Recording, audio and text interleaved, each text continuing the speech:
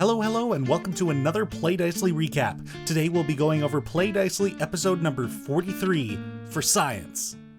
Having been shown where the Aurora Bear is said to reside, the party splits off from Skull Zeus and his Winterwolf companion and begins to make their way into the mountains of the Rinzar Peaks. Once inside, there is a riddle that was left in Draconic, and the party managed to solve it and continue on further. With the way opened up for them, the party makes their way on further and discovers a huge cavern with the ruins of a portion of the Illumbrite city, which is this glitched fraction of a destroyed city that has glitched itself into different places around the material plane. The party, in their excitement, especially Nell, begins to make their way into the city ruin, though they devise a plan of climbing through the city as it is on a steep incline. So they send Abe on ahead first and also fashion a harness with the rope of mending that the party has at their disposal. As part of this exploration, Elowen sends her arcane eye spell underneath the city below where there is all this debris and whatnot, and discovers that there's actually a small, more natural carved village at the base of the cavern. And the party proceeds up and above onto the Illumbrite ruin proper, where the party encounters many strange buildings, and Drac uses his lightning breath to reactivate the city, and the stones of the floor begin to glow, and things seem to come to life within the Illumbrite ruin.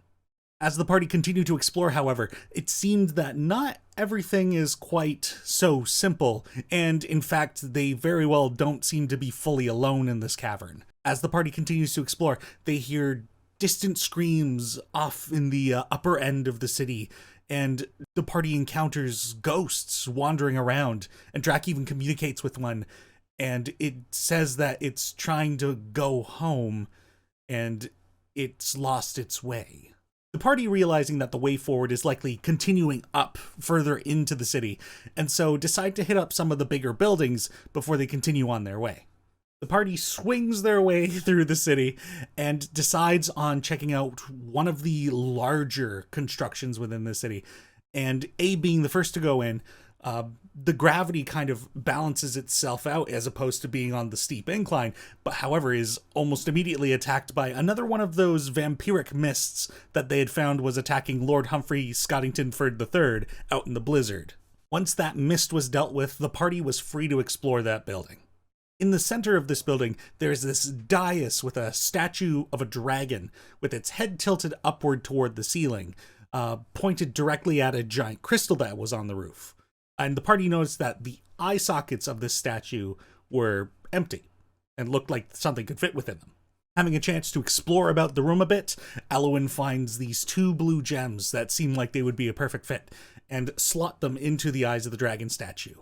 The effect results in this beam of light shooting up into the giant crystal and then reflecting down it to one of these frames of doors which led to nowhere, with just a frame of a door and flat wall. But when that beam of light impacted that, caused a portal to appear.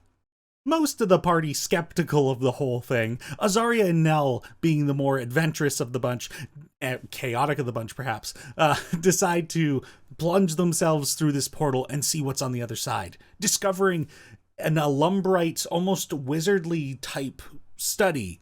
However, within a giant glass capsule of a room, seemingly at the bottom of an ocean.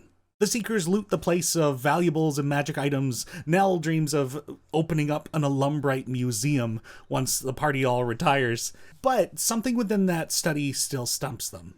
There's this podium in the middle of the room with 9 grooves on the top of it, in a 3x3 kind of square, and a chest kind of attached to this podium that doesn't seem to be able to be opened. So, a bit of a puzzle left within this room, and the method of opening it seemingly elsewhere, as a note suggests, behind the statue of the angel and demon is the key.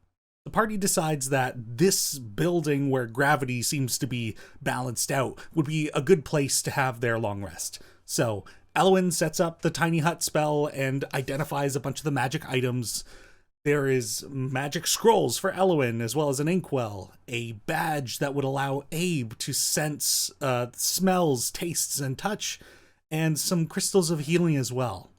The party sets aside some time for individual moments, with Azaria and Elwyn discussing the possibility of continuing to try and find the pieces of the stranger's name, despite Elwyn not wanting to go on that course.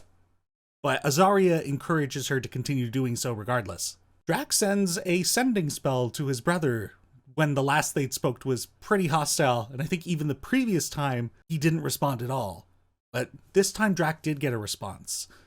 A bit more apologetic, and also unsure of the prophecy that Drax refers to.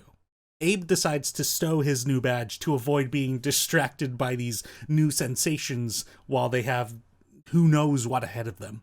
And then Dream Junei, the Tabaxi member of the Learned Circle, sends a message to the party through the sending stone that they have, updating the party that Kardrak Mithrilcoat has become Reeve of Balesville, and Hillip Rowe has returned to Brolbar, and Dream is looking for an update from the Seekers.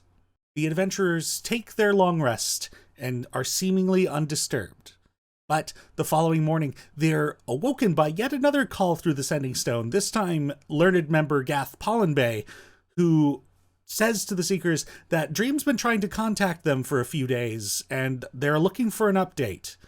And at this, the Seekers realize that time might not be operating normally within these ruins. This realization causes Azaria, Abe, and Gideon a great amount of stress due to realizing that time isn't working properly, like who knows where the deadline is, how long they've been here, and takes a physical toll on the three of them. And in our next session, the three of them will each have all of their ability scores except for Constitution reduced by 2. And that's where we left off our last session. And our next session is expected to be on February 12th at 6 p.m. Eastern Standard Time. We're doing a back-to-back week, so it's a bit of a quick turnaround, which is why I'm also doing this recap, but hey, happy to help. Be sure to join us on twitch.tv/Dicely channel. At some point, we'll get that updated to Play Dicely, but for now, Dicely channel on Twitch. And we hope to see you all then, and until then, may you stay kind, stay healthy, and as always, play Dicely.